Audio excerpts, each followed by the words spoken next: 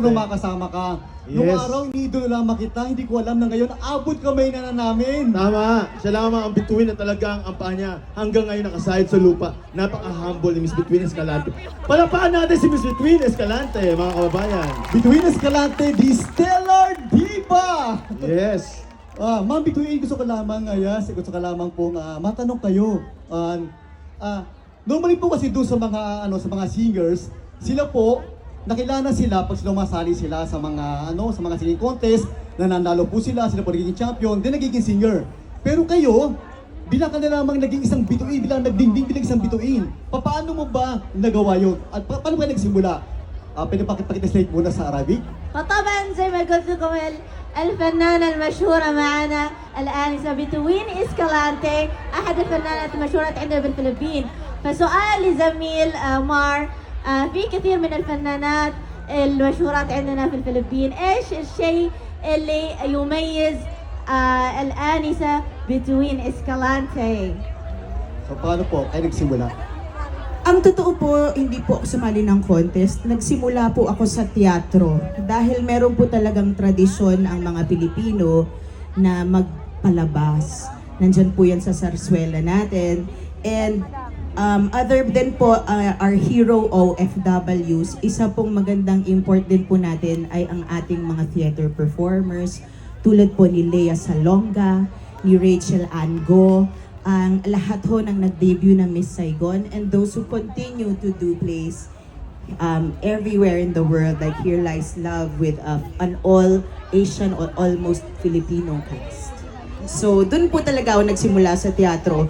Pero ngayon, nakikitulong na rin po ako magsimula ng mga pangarap na mga bagong Pilipino bilang isang hurado ng Tawag ng Tanghalan sa It's Showtime. Sino nanonood ng Tawag ng Tanghalan sa It's Showtime? Hanggang ngayon, nanonood pa kayo? I love you guys! Makwento nga kayo, meme. Isang sigawan naman dyan, madlang people!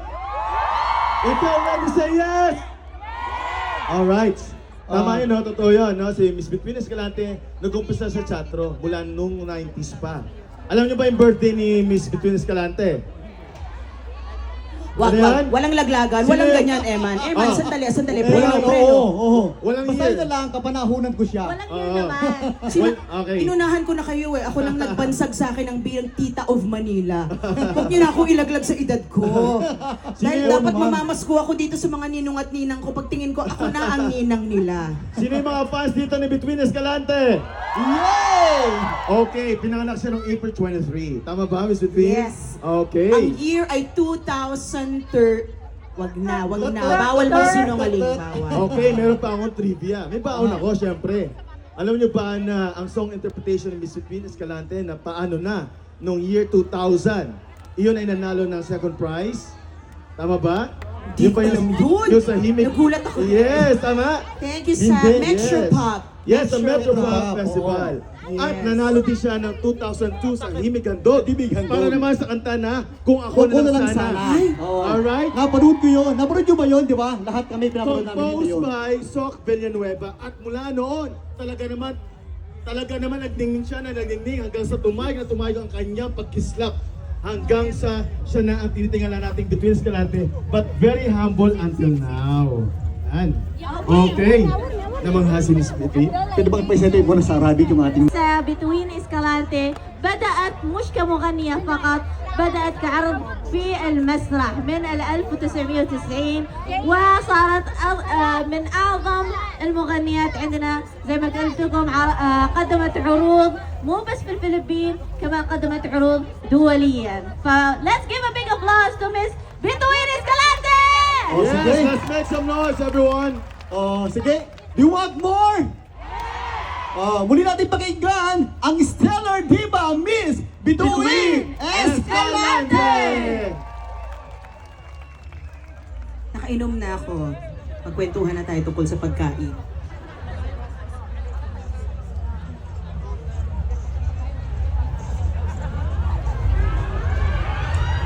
Hindi pa.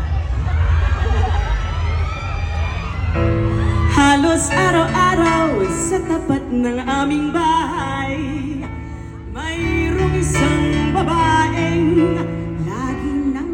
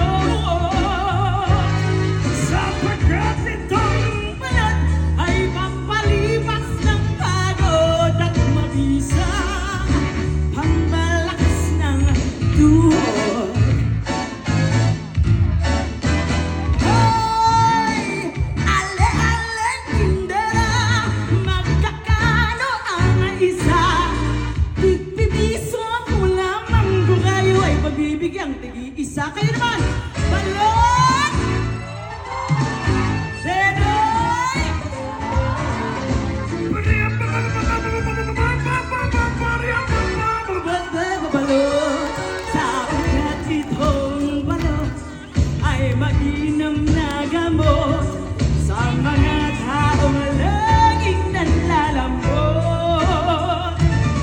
Balot, Pinoy balot, bili na kayo ng itlog na balot. Sapagkat itong balot ay pampalipas ng pagod at mabisang ang kalakas ng tuhod. Balot, Pinoy balot, bili na kayo ng itlog na balot. Sarap sapagkat itong balot ay mainam na gamot sa mga taong laging nanlalambot. Balot, Pinoy balot, bili na kayo ng itlog na balot. Sapagkat itong balot ay pampalipas ng pagod at mabisang pampalakas ng tuhod. At mabisang pampalakas ng tuhod. At mabisang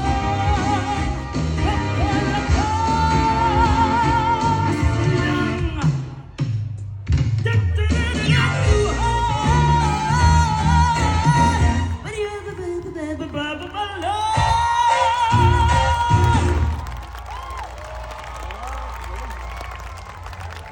Grabe. Galing ho yan sa isang musical mula sa Pilipinas na nagse-celebrate ng isang sikat na mga awit noong 1920s. Ganyan ho ka-timeless ang musikang Pilipino. Ganyan ho talaga. Kaya natutuwa ho ako na maging parte ng industriyang ito at nabibigyan kami ng pagkakataon na i-celebrate ang ambag sa ating bansa ng ating modern day heroes. Kayo po yun. Dahil may ganito kaming regalo, may pagkakataon kami na i-celebrate kayo po. So, palakpakan nyo ho ang inyong mga sarili, our modern day heroes. I just want to share, I have two girls. I have two girls at home. I tried being away from them for 2 months. Hindi ko kaya. Kaya bilib na bilib ako sa inyo. Kasi ang laki ng naibibigay nyo sa inyong pamilya. Kahit mawalay sa kanila, ang laki-laki ng nagagawa nyo para sa inyong pamilya. Maraming salamat. Itong awitin na ito, marami siyang ibig sabihin. Pwede siyang pang-pag-ibig, pwede siyang sa sinasamba, pero pwede rin siya sa mga mahal natin na wala tayong choice kundi ibilin sa iba dahil ang laki ng may gagawa ng pagtrabaho sa ibang bansa. So para ho ito sa inyong lahat, hindi ho ito kantang sawi. Ito po ay isang kanta na may will. May will. Dahil lahat naman po, kakayanin natin, hindi po ba? Para sa ating mga pamilya, nabigyan ako ng 2 buwan na pagkakataong subukan ang buhay na yon. Kinaya. Hindi ko alam kung kaya ko yung kasing tagal ng iba sa inyo. 13 years, 20 years, 25, 30. Do I hear another bid?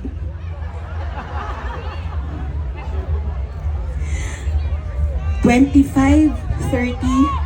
Pero narito tayo ngayon, iisang pamilya, dahil ganyan ang kabayan. We have each other's back. We have our Fridays together where we can all sit around and share a meal. Thank you, Riyadh, for being a second home to all these people here and giving them a chance to provide for their families. And thank you for giving us this night, the nights before, the nights ahead, not just Filipinos, but all the communities all the people who've made a new life, a new home here. Thank you. Maraming pong salamat. Ay hindi po, thank you po. Salamat. Isa pong regalo para sa akin ang umawit para sa inyong lahat. Ito na ang kantang sawit na gagawin natin, ang kantang Victor.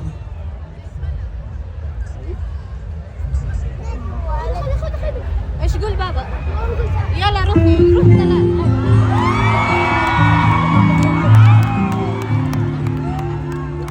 Tama na yung sa kasawian na yan, ha? I will sing this today for you. Then let this go na, ha? Ito ka na naman, kumakatok sa aking pintuan muling, naghahanap ng magkakausap. At heto naman ako, nakikinig sa mga kwento mong paulit-ulit lang, nagtitiis kahit nasasaktan. Ewan kung bakit ba hindi ka pa nadadala, hindi ba't kailan lang nang ika'y iwanan niya. Ewan ko nga sa'yo, parang baliwala ang puso ko. Ano nga bang meron siya na sa akin ay di mo makita?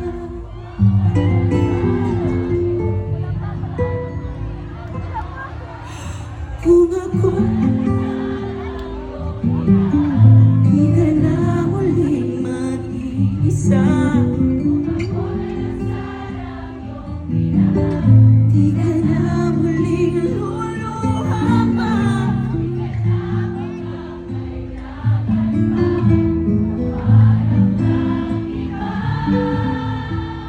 Narito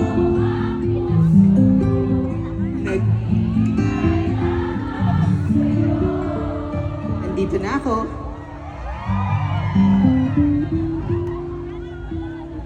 Ewan kung bakit ba hindi ka pa nagdadala, hindi ba't kailan lang nang ika'y iwanan niya. At ewan ko nga sa'yo, parang balewala ang puso ko. Ano nga bang meron siya na sa akin ay di mo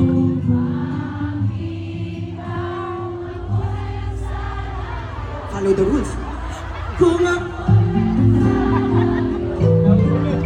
di ka na muling mag-iisa,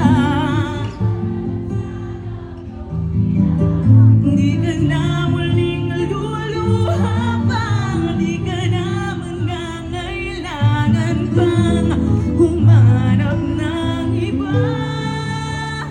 Narito ang puso ko, naghihintay lamang sa'yo. Kung ako na lang sana. Tara naman mga na-friend zone, kanta!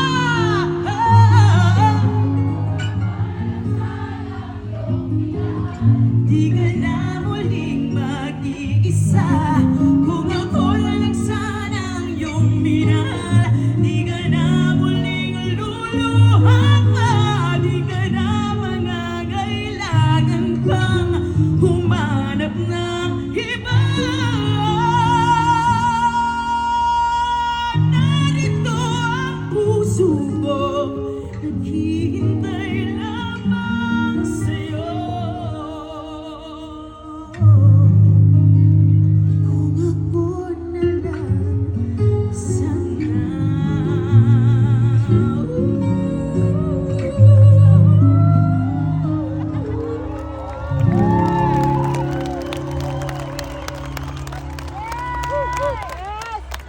Ang daming friend zone. Nalungkot na naman ako. kasama. Secret na lang natin yun, ha ate ha? Secret na lang natin yung hirit mo, okay? Marami raw ano dito. Sawi. Di ba? Ayan. Okay. Bilang nalungkot na ako, guys, bukas dapat magkita-kita tayo ulit. Nandito pa ako. Ano? Yeah? Yeah? Ay, may pasok na? Sorry naman. Yung iba wala pang pasok to naman, girl. Yes. Oh, absent daw yung iba, absent. Pwedeng hindi pumasok, no? Oh, rest pack naman kayo eh, no? Ang laki ng katawan ni sir eh. Sige nga. Sigaw nga kayo ng Dalagang Pilipina, yeah! Rinig niyo yun? Yung mga sir dito naghahanap ng Dalagang Pilipina, ang lakas-lakas, hindi. Mukhang mga loyal to sa mga asawa nila yun. Oh. Ito yung mga loyal sa mga asawa sa Pilipinas. Rock and roll. Ayun, oh, nagtatama.